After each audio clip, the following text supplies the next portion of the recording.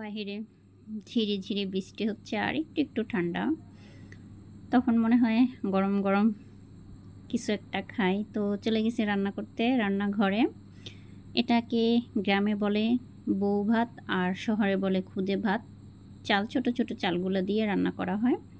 আর এদিকে আমি ছোট একটি ইলিশ মাছ নিয়েছি। এগুলো ফ্রাই খুবই ভালো লাগে খেতে।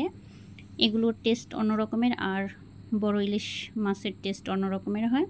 তো আমি এটা হলুদ মরিচ লবণ দিয়ে সুন্দর করে মেখে নিব।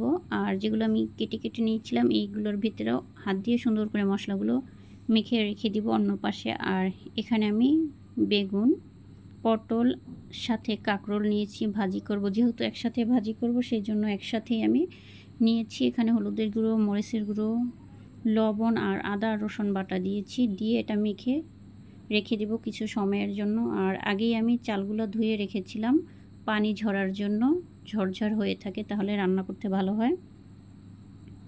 পেঁয়াজ কাঁচামরিচ ভেজে চালগুলো দিয়ে দেব। চাল না, এটাকে বলা হয় খুদ।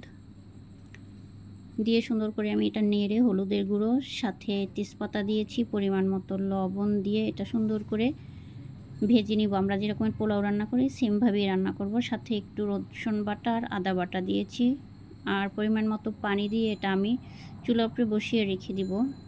অন্য চুলায় আমি ভাজাভাজি করতে চলে যাব।